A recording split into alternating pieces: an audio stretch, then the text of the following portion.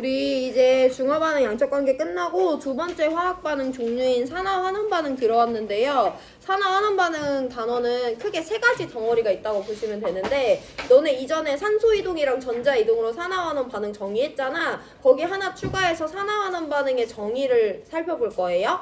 그럼 여기서 이제 전자의 이동이 메인이고, 그 다음에 또 우리 화학원에서 새롭게 배우는 개념이 산화수라는 개념이 있는데, 산화수가 여기 문제의 거의 절반 이상을 차지한다고 보시면 돼요. 오늘 산화수 개념 도입까지 할 거고, 마지막은 산화환원 반응식을 완성시키는 것이 교과서 171페이지에 나와 있거든요. 근데 이거는 그렇게 많은 비중을 차지하진 않지만 여기가 우리 앞으로 남아있는 시험 범위 중에 유일하게 남은 계산 파트다라고 알고 계시면 돼요. 그래서 전자이동에 따른 산화환원에서 양적 관계 살펴볼 거고, 산화수를 이용해서 산화와 환원 설명해 볼 거고요. 산화수를 이용해서 산화환원 반응식을 완성시키는 것을 연습하는 게 이번 단원에서 나오는 건데, 그 중에 우리는 오늘 산화수를 메인으로 보긴 할 거예요. 교과서 166페이지 밑줄 먼저 칠 건데, 위에서 네 번째 줄,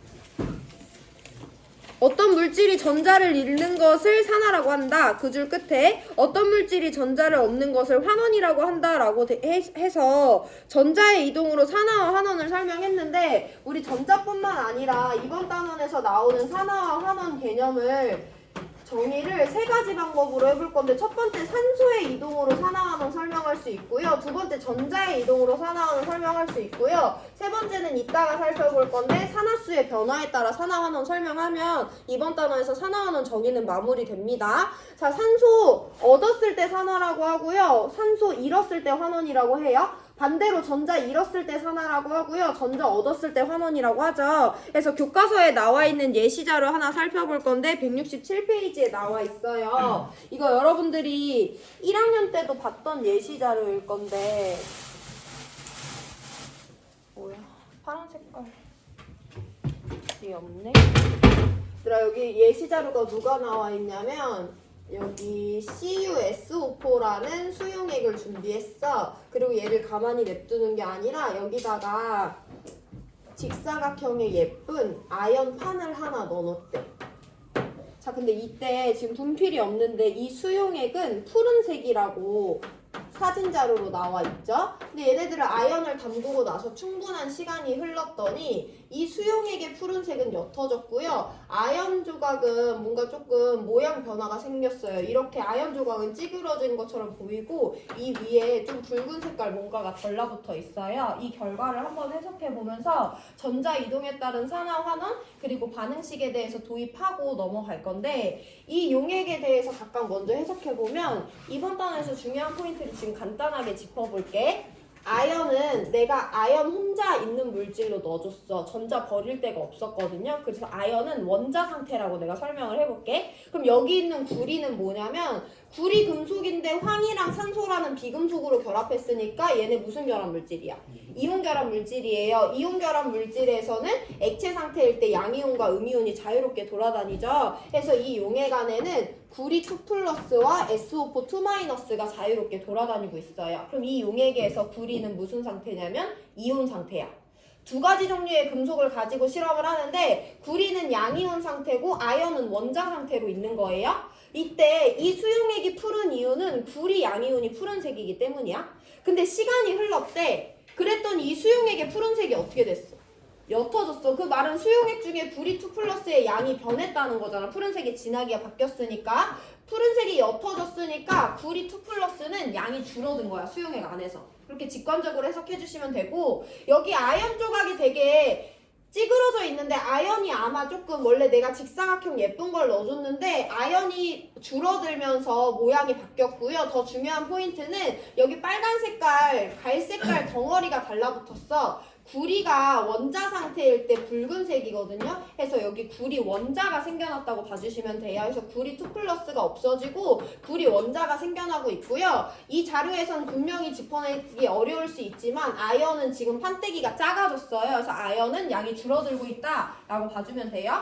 그럼 직관적으로 우리가 누구를 알아낼 수 있냐면, 구리 2+가 없어지고 있어. 그 대신 구리 원자가 생기고 있으니까 이런 변화가 이 안에서 일어나고 있다라고 반응식의 형태로 표현할 수 있죠. 그럼 구리 양이온이 구리 원자가 되려면 누구를 얻어줘야 돼? 전자를 얻어줘야 되잖아. 그래서 이 안에서 구리는 전자 2개 얻어서 구리 원자가 된다라고 반응식으로 표현해볼게요. 근데 내가 3단원에서도 계속 강조했지만 전자를 공기 중에 있는 걸 공짜로 떼올 수는 없고 누군가한테서 전자를 뺏어와야 돼. 근데 얘 지금 전자 없고 있잖아. 그럼 여기서 우리가 어떤 연결고리를 찾아줘야 되냐? 아연이라는 원자가 없어지고 있네. 얘가 없어지는 이유가 아연이 아연 2 플러스가 되면서 전자 두 개를 버려주는구나 라고 내가 제시하면 아 그렇구나 하고 받아들이시면 돼요. 자 그럼 여기서 우리 다다음 시간에 배울 거지만 반응식에 대해서 이름을 붙여볼 건데 구리가 전자 얻고 있네. 지금 구리 뭐 되고 있어? 환원되고 있죠. 이 반응식 뭐라 부르냐면 환원 반쪽 반응식이라고 불러요. 뭐 중요한 건 아니야 이름이. 아연이 지금 전자 잃고 있잖아. 그럼 얘는 지금 뭐 되고 있는 거냐면 산화되고 있잖아. 그럼 이 반응식은 아연의 산화 반쪽 반응식이라고 불러요. 근데 시험 문제에는 반쪽 반응식이 아니라 완전 반응식이 나오거든요. 완전 반응식을 만드는 방법을 알려드릴 건데 얘네들을 더해주는 거야. 화살표를 기준으로 왼쪽에 있는 애들 다 더해주고 오른쪽에 있는 애들 다 더해줄 거야. 그러면 화살표 기준으로 왼쪽에 있는 애랑 화살표 기준으로 오른쪽에 있는 이 전자는 소거될 수 있겠죠. 완전 반응식에는 전자가 보통 드러나지 않아요. 그래서 왼쪽에 있는 두 개, 오른쪽에 있는 두 개 소거시키고 반응식에서 화살표를 기준으로 왼쪽에 있는 애들 다 그냥 그대로 더해주시면 돼요. 구리 2 플러스랑 아연 원자 있었죠? 오른쪽에 있는 애들도 더해주면 돼. 구리 원자랑 아연 이온 있었죠? 해서 구리 양이온 한 개는 아연 원자 한 개랑 만나서 얘가 버리는 전자 두 개를 얘가 받아. 그럼 얘는 구리 원자가 되고 얘는 아연 양이온이 되는구나 라고 받아들이시면 돼요. 반쪽 반응식 완전 반응식으로 바꾸는 거 한 번 나왔으니까 연습해보고 이제 산화수로 들어갈 건데 우리가 알고 있는 은은요 보통 양이온 상태로 존재하는데 전자를 얻어서 은 원자가 될 수 있어. 또 우리가 보통 알고 있는 철이라는 원자는 보통 전자 3개를 버리고 산가 양이온이 됩니다. 이건 은의 환원 반쪽 반응식이죠. 이건 철의 산화 반쪽 반응식이에요. 이 두 개를 합쳐볼 거야. 완전 반응식으로 합칠 때 보통 누구를 소거시킨다고 했어? 전자를 소거시킨다고 했지. 근데 얘는 하나밖에 안 되는데 얘는 3개나 되잖아. 소거시키려면 개수가 똑같아야 돼요. 그래서 소거시킬 때 위에 반응식에다가 모두 다 3을 곱해서 전자의 개수를 맞춰주고요. 이거 안 적어도 된다. 나 다음 시간에 설명해 줄 거니까. 화살표 기준으로 왼쪽에 있는 전자와 오른쪽에 있는 전자를 소거시키면 3개의 은 원자는 한 개의 철이랑 만나서 얘가 버리는 전자 3개를 하나가 받아줘요. 그럼 3개의 은 이온은 원자가 되고 철 이온이 생성된다라는 완전 반응식 만들 수 있는 거죠. 이게 어쨌든 우리가 다음 시간부터 문제풀이에 나오는 주요 내용들이 됩니다. 어쨌든 전자의 이동으로 산화와 환원을 설명하는 것을 해봤고 그럼 우리 이번 단원에서 가장 중요한 개념은 산화수예요. 그래서 168페이지로 넘어가 볼 건데 윗줄 먼저 치고 산화수 개념 설명드릴게요. 네 번째 줄입니다. 산화수는 어떤 물질에서 각 원자가 어느 정도 산화되었는지를 나타내는 가상적인 전화이다. 계속 밑줄. 첫 번째, 이온 결합 물질에서 원자의 산화수는 각 이온의 전화와 같다. 간단하게 끝내고요. 그림 밑으로 내려와서 두 번째예요. 공유 결합 물질에서 원자의 산화수를 구할 때는 구성하는 원자 중 전기 음성도가 큰 원자 쪽으로 공유 전자쌍이 모두 이동한다고 가정한다. 제일 밑에서 세 번째 줄 밑줄 칩니다. 같은 원자라고 하더라도 결합한 원자와의 전기 음성도에 따라 차이에 따라 전자를 얻을 수도 있고 잃을 수도 있으므로 한 원자의 산화수가 여러 개인 경우도 있다. 밑줄 치시면 되고 그래서 이 내용들을 일반화시킨 게 교과서 169페이지에 나오는 산화수 규칙인데요. 산화수 규칙 보기 전에 우리가 이온결합 물질과 공유결합 물질에 대해서 구별해서 먼저 설명을 해볼 건데 산화수 개념 도입할 거야. 산화수는 정의를 꼭 알고 계셔야 되는데 우리 밑줄 쳤어요. 산화수는 어떤 물질을 구성하는 원자가 하나일 수도 있고 10개일 수도 있잖아. 어떤 물질을 구성하는 각 원자들이 얼마나 산화되었는지를 나타내는 가상적인 값이에요. 그럼 산화가 많이 됐으면 산화수가 큰 값이겠지? 산화가 얼마나 되었는지 나타내주는 거니까 산화수가 작다는 건 산화가 덜 됐다는 거예요. 그래서 산화수 정의를 이용하면 우리 산화수를 이용해서 산화환원 반응을 정의할 수 있는데 얼마나 산화되었는지를 나타낸대. 근데 산화수가 커지고 있대? 그럼 더 산화됐다는 거잖아. 산화수가 작아지고 있대? 그럼 반대로 환원되고 있다는 거죠. 그래서 산화수의 변화를 이용해서도 그 원자가 산화됐는지 환원됐는지 정의할 수 있어야 되고요. 원자가 산화수가 증가한대? 그럼 걔는 산화되고 있는 거고 감소하면 환원되고 있는 거예요. 그럼 우리 이제 이 산화수를 찾아봐야 되는 거지. 여기 이온결합물질과 공유결합물질에 대해서 설명을 해줬기 때문에 바이바이로 보고 일반화 시킬 건데요. 여기 예를 들어 이온결합물질 염화나트륨이 있대. 염화나트륨은 너네 알고 있잖아. 금속과 비금속의 이온결합 물질이야. 이 안에는 사실 나트륨 플러스랑 Cl 마이너스라는 이온이 1대1로 결합해 있어요. 그럼 얘네들은 원래 나트륨 원자고 염화 분자였을 건데 얘네들이 만나서 이온결합이 만들어지는 거잖아. 그 과정에 대해서 설명해보면 나트륨 일단 원자로 표현해볼게요. 나트륨 원자가 나트륨 양이온이 되는 것과 동시에 염소 원자가 염화 이온이 되고 있는 거잖아. 얘 지금 나트륨 원자가 나트륨 양이온이 되고 있어. 그때 전자를 잃는 거지. 산화되고 있어요. 염소 원자가 염화 이온이 되고 있어요. 전자 얻지? 환원되고 있어요. 그럼 얘는 산화수가 증가하고 있겠지. 산화수 증가하는 걸 산화라고 하니까. 얘는 환원되고 있으니까 산화수가 감소하고 있을 거야. 얘를 누구랑 또 비교해 볼 거냐면 동일하게 이온결합 물질인데 산화 마그네슘이랑 비교해 볼게요. 마그네슘 양이온이랑 산화 이온 두 가지의 1대1의 이온결합 물질인데 마그네슘 원자가 전자 잃으면서 마그네슘 2 플러스 됨과 동시에 산소 원자가 전자 얻으면서 산화 이온이 되는 거잖아. 그럼 얘는 지금 원자에서 이온이 되면서 전자 잃고 있으니까 산화되고 있다라는 거 우리 자연스럽게 설명할 수 있고, 원자가 음이온이 되는 과정은 전자 얻고 있으니까 환원되고 있다고 설명할 수 있잖아. 이걸 산화수의 정량적인 값과 연결시켜 볼 건데, 염화나트륨이 형성될 때 나트륨 원자도 산화 마그네슘이 형성될 때 마그네슘 원자도 둘 다 산화돼요. 근데 얘는 전자 1개 잃으면서 산화되는데 얘는 전자 2개 잃으면서 산화되니까 산화되는 정도는 다르다고 표현할 수 있잖아. 그래서 그 단계를 뭐라고 표현하냐면 얘는 1만큼 산화된다, 얘는 2만큼 산화된다 라고 표현하기 위해서 산화수 개념이 나온 거고요. 해서 이 물질 안에서 나트륨은 플러스 1의 산화수를 가져요. 저거 전화 아니고 산화수다. 이 물질 안에서 마그네슘은 플러스 2의 산화수를 가져요. 나트륨이 마그네슘보다 덜 산화됐어. 마그네슘이 나트륨보다 더 산화됐기 때문에 얘네들의 산화수는 다른 값으로 나타날 수밖에 없죠. 염화이온도 마찬가지야. 얘는 환원이 되고 있잖아. 그럼 반대로 산화수가 작아져야 되겠죠. 근데 얘네들을 비교했을 때 얘는 전자 하나 얻으면서 환원되는데 얘는 전자 2개 얻으면서 환원되니까 그 수치는 다를 수 있어요. 그래서 이 안에서 염화이온의 산화수는 마이너스 1, 마그네슘의 산화수는 마이너스 2가 된다라고 설명할 수 있는 거지. 이렇게 산화수의 개념은 산화 환원 반응에 대한 정량적인 값을 부여합니다. 그럼 우리 일단 이 반응을 이제 반응식의 형태로 써볼 건데, 나트륨 원자가 있어요. 염소 분자가 있어요. 얘네들이 NaCl이라는 이온결합 물질을 만듭니다. 나트륨 금속 원자, 염소 비금속 원자 얘네들이 만나면 전자가 나트륨에서 염소로 이동하는 거죠. 그럼 이 물질 안에서 얘는 플러스 1가 마이너스 1가인데 방금 우리가 밑줄 친 부분과 똑같이 이온결합 물질에서 각 원자의 산화수는 이 이온의 전하량과 같기 때문에 얘 플러스 1가 얘 마이너스 1가면 얘 산화수 플러스 1, 얘 산화수 마이너스 1이라고 표현하면 되는 거야. 이건 그냥 자연스럽게 받아들이시면 돼요. 그 느낌 그대로. 자, 근데 우리 공유결합 물질로 가볼 건데, 공유결합 물질에서 예시를 한번 들어볼 건데 NH3라는 공유결합 물질이 있대. 공유결합 물질에서 산화수의 개념을 이해하기 위해서는 루이스 구조가 필요한데요. NH3는 이렇게 생겼어요. 여기는 질소 원자가 각각의 수소 원자랑 단일 공유 전자쌍을 형성하고 있잖아. 졸리면 뒤로 나가시고. 자, 질소 원자가요, 전자를 하나씩 공유했고요. 수소 원자도 자기가 갖고 있던 전자를 하나씩 공유해서 단일 공유 전자쌍이 만들어졌어. 우리 이 물질에서 각 원자의 산화수를 따져볼 건데 방금 뭐라고 밑줄 쳤냐면 전기음 성도가 가장 더 큰 애가 전자를 다 가져간다고 가정한대.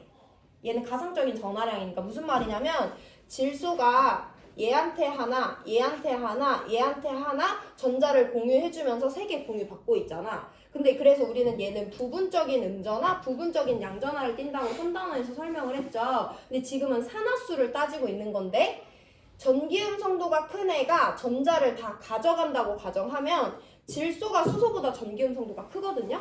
그럼 이 전자 2개를 질소가 다 가져가고 질소가 다 가져갔다고 가정했을 때 얘가 산화됐는지 환원됐는지 확인을 하면 돼. 질소는 한 개 공유해줬거든요. 근데 두 개 받았어. 그럼 3개 줬는데 몇 개 뺏어오는 거야. 6개를 다 내가 갖는 걸로 가정되는 거잖아. 그럼 결국엔 전자를 얻었다 잃었다.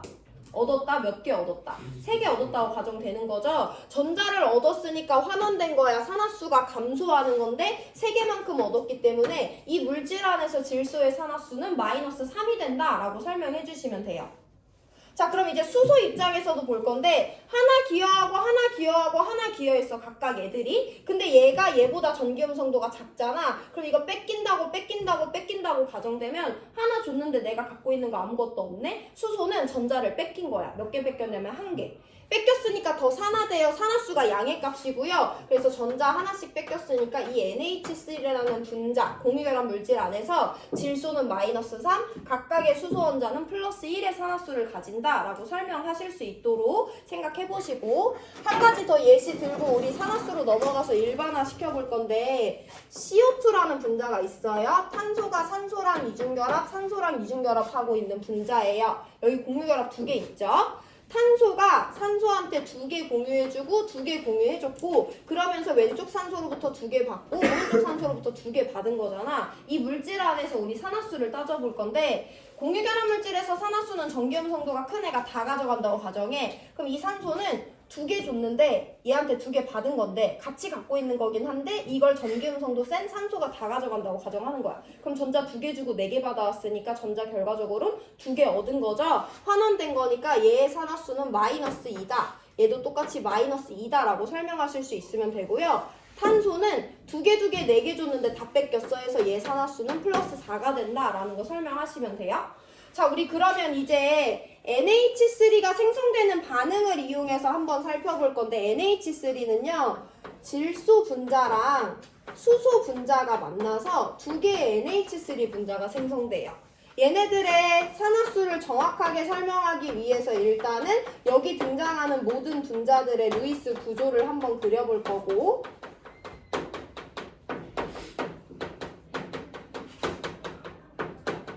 이렇게 생겼어요. 이 얘네들을 구성하는 모든 원자들의 산화수를 따져본다. 공유결합 물질인데 질소랑 질소가 3개 기여하고 3개 기여해서 공유전자쌍을 형성했잖아. 둘 중에 전기음성도 누가 더 세? 똑같아. 그럼 뺏고 뺏기는 관계 있어 없어? 없잖아. 그럼 얘네들은 전자를 뺏지도 않고 뺏기지도 않기 때문에 둘 다 산화수 제로라고 표현해 주시면 돼요. H2도 똑같지. 동일한 애들끼리 다 무극성 공유결합을 하고 있기 때문에 이 원자들은 다 산화수가 제로예요. 근데 우리가 방금 전에 따져봤지만 이 안에서 질소는 3개 기여했는데 6개 뺏어오니까 산화수 마이너스 3이고요. 각각의 수소 원자는 다 플러스 1의 산화수를 가져요. 그럼 이거 내가 앞으로 문제 풀 때 반응식에 어떻게 표현할 거냐면, 얘를 구성하는 질소 원자 산화수 제로야, 얘를 구성하는 수소 원자 산화수 제로야, 얘를 구성하는 질소 원자 산화수 마이너스 3이야, 얘를 구성하는 수소 원자 산화수 플러스 1이라 라고 내가 반응식에다가 바로 써줄 수가 있는 거죠. 그럼 이거 왜 했냐면, 이 N2랑 H2가 만나서 NH3가 생성되는 반응에서 산화되는 원자가 누구고 환원되는 원자가 누군지 찾을 수 있어야 돼.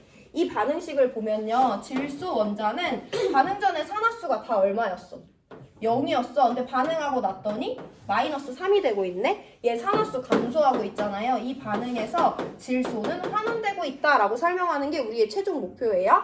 자, 그럼 수소는 산화수 똑같이 0이었는데 다 몇이 되고 있어? 모든 원자들이 풀 1이 되고 있잖아. 그럼 수소가 산화수가 증가하는 산화되고 있는 원자다라고 설명하실 수 있어야지 산화수가 마무리예요. 자, 근데 우리가 매번 문제 풀 때마다 이 구조식을 그리고 저 이온결합 물질이 어떻게 형성되는지 매번 확인할 순 없잖아. 우리 4단원이잖아요. 그래서 이걸 조금 직관적으로 바로바로 적용할 수 있는 산화수 규칙을 볼 거야. 산화수 규칙은 얘들아 1번부터 8번이 있는데 그중에 우리가 6개 정도는 꼭 알고 있어야 돼요. 그래서 1번 본다. 1번 옆에 별표 3개 쳐놓으세요. 3개가 맥시멈입니다. 제일 중요한 규칙 중에 하나라는 거예요. 원소를 구성하는 원자의 산화수는 0이래. 이 원소는 위에 뭐라고 써놓으면 되냐면 너네가 알고 있는 호던소 물질이야. 별표 3개 쳐놓으시고 원소 옆에 호던소 물질이라고 써놓으시면 돼요. 왜 호던소 물질의 산화수가 제로냐면 여기 마그네슘 원자가 있어, 나트륨 원자가 있어, 뭐 탄소 원자가 있어, 칼슘 원자가 있어. 우리 일단 금속만 살펴보면요, 얘 금속이야. 얘는 산화되고 싶어 하긴 하지. 전자를 버리고 싶은데 나 혼자 있대. 호전소 물질이래. 옆에 전자 버릴 비금속 있어 없어? 없잖아. 그럼 얘는 전자를 못 버리니까 산화도 환원도 안 되겠지. 혼자 있는 금속들은 전자를 버리고 싶지만 버릴 데가 없기 때문에 산화될 수 없어요. 그래서 이 원자들의 산화수는 다 제로야. 공유결합 물질, 호전소 물질, 우리 방금 N2H2 봤잖아. 어쨌든 호전소 물질이라고 하면 그 안에 공유결합이 있더라도 다 무슨 공유결합이냐면 무극성 공유결합이기 때문에 전자를 뺏고 뺏기는 관계가 없어요. 해서 호전소 물질을 구성하는 모든 원자는 무조건 산화수가 제로야. 전자를 줄 수도 없었고 받을 수도 없었기 때문에. 얘 1번 규칙이고요. 동그라미 3번입니다. 3개입니다. 별표. 2번 1원자 이온의 산화수는 그 이온의 전하와 같다. 우리 아까 이온결합 물질에서 확인했죠. NaCl을 구성하는 원자들이 이온들이 결국엔 각각 1원자 이온이잖아. NaCl을 구성하는 이온은 나트륨 플러스라는 1원자 이온과 염화 이온이라는 1원자 이온으로 구성돼 있죠. 얘의 산화수는 얘 전하량이랑 똑같은 풀 1이라고, 얘의 산화수는 얘 전하량이랑 똑같은 마일이라고 제가 설명했죠. 1원자 이온의 산화수는 그 이온의 전하량이랑 같아요. 자연스럽게 받아들여 주시면 되고, 3번 규칙 별표 2개예요. 다원자 이온은 각 원자의 산화수의 합이 그 이온의 전하와 같다는데, 이건 조금 이따가 살펴볼 거긴 한데, 우리 다원자 이온 예를 들면 CO3, NH4 플러스, 뭐 H3O 플러스, SO4 2- 이런 애들 자주 봤었잖아. 이런 애들을 다원자 이온이라고 하고 이런 애들을 1원자 이온이라고 하죠. 다원자 이온을 구성하는 모든 원자의 산화수의 합은 이온의 전하량이랑 똑같아요. 3번 규칙에다가 별표 2개 쳐놓으시고 이건 이따가 설명드립니다. 7, 8번 다 보고. 자, 4번 별표 3개예요. 화합물에서 각 원자의 산화수의 합은 0이래. 화합물 우리 여태까지 여러 개 봤는데 첫 번째 이 NaCl 이온결합 물질도 두 종류의 원소로 이루어져 있으니까 화합물이지. 얘를 구성하는 모든 원자는 나트륨 1개랑 염소 1개잖아. 나트륨 산화수 플러스 1이었어요. 염소 산화수 마이너스 1이었어요. 얘네들 더하면 제로 되는 거 우리 이미 확인했습니다. 4번 규칙은 여러분들이 제일 많이 쓰는 규칙이에요. 그 다음에 NH3를 구성할 건데 NH3를 구성하는 원자는 질소 하나, 수소 3개, 총 4개 원자로 구성되어 있는데요. 질소 원자 산화수 마이너스 3, 수소 원자들의 산화수 플러스 1인 거 우리 알고 있잖아. 얘네들 더해도 제로 나와요. 아까 CO2도 탄소 풀 4인데 산소들은 각각 마이였으니까 걔네 합쳐도 제로 나오거든요. 4번 규칙 제일 많이 쓰니까 알고 계시고, 5번은 내가 지금 말하는 걸 잘 들어야 되는데 얘들아, 5번은 결국엔 2번 규칙의 아류가 되는 거야. 왜냐면 5번은 화합물에서 1족 금속 원자는 산화수가 풀 1이래. 2족 금속 원자는 산화수가 풀 2래. 금속은 화합물을 형성할 때 어떤 화합물을 보통 형성하냐면 이온결합 물질을 형성해요. 그러니까 이 화합물은 금속이 비금속이랑 결합할 때야. 1족 금속 원자는 원자과 전자가 몇 개야? 1개지. 그럼 이온결합 형성할 때 이 1개를 어떻게 해? 버리고 1가 양이온이 되잖아. 근데 1가 양이온이라는 것은 2번 규칙에 따라 그 이온의 전하량은 산화수랑 똑같죠. 그러니까 1족 원소는 화합물을 형성했을 때 산화수가 플러스 1일 수밖에 없어. 2족 금속 원소야. 내가 2족 금속 원소다. 나 원자과 전자 몇 개야? 2개짜리 2족 금속 원소야. 얘가 비금속을 만날 거야. 그럼 이온결합 형성할 때 나 전자 몇 개 버려? 2개 버리고 2가 양이온 되잖아. 그럼 내 산화수는 당연히 전하량이랑 똑같으니까 플러스 2가 되겠죠. 그래서 5번은 별표 따로 없이 그냥 2번의 아류다라고 봐주시면 돼요. 자, 그럼 6번도 이해해 볼 건데 플루오린은 되게 조금 강력한 애인데 플루오린의 산화수를 볼 거예요. 금속은 비금속이랑만 이렇게 화합물을 형성하지만 비금속은요 금속이랑도 화합물을 형성하고 비금속이랑도 화합물을 형성해요. 근데 플루오린이 금속이랑 결합한대. 그럼 무슨 결합이야? 이온 결합이잖아. 플루오린은 비금속이니까. 그럼 플루오린은 17족이야. 전자 몇 개밖에 안 받아줘? 1개밖에 안 받아줘서 플루오린이 금속이랑 결합하면 플루오린은 당연히 F-라는 1가 음이온이 돼요. 그럼 2번 규칙의 아류에 따라서 얘의 전하량은 산화수랑 같으니까 마일이다라는 거 무조건 설명할 수 있지? 아니면 애들 봐봐. 플루오린이 비금속이랑 공유결합을 형성했대. 그러면 플루오린이 누구랑 결합했던 간에 플루오린은 17족이니까 공유전자쌍 하나만 형성할 수 있어요. 근데 플루오린은 전기음성도가 이 자연에서 가장 센 애잖아. 그래서 얘는 누구랑 결합해도 항상 그 전자를 뺏어오는 거야. 단일 결합밖에 형성 못 하는데 이걸 항상 뺏어오니까 한 개 주고 두 개 받아오는 거죠. 그래서 플루오린은 금속이랑 이온 결합을 하든 또 다른 비금속 원자랑 공유 결합을 하든 하나의 전자를 꼭 뺏어올 수 있는 능력이 충분히 있기 때문에 플루오린의 산화수는 항상 마이너스 1이에요. 5번에는 예외 없어요. 그치만 뭐 중요한 건 아니니까 넘어가고 7번, 8번 별표 3개예요. 두 개 다 되게 많이 쓰는 규칙이거든요.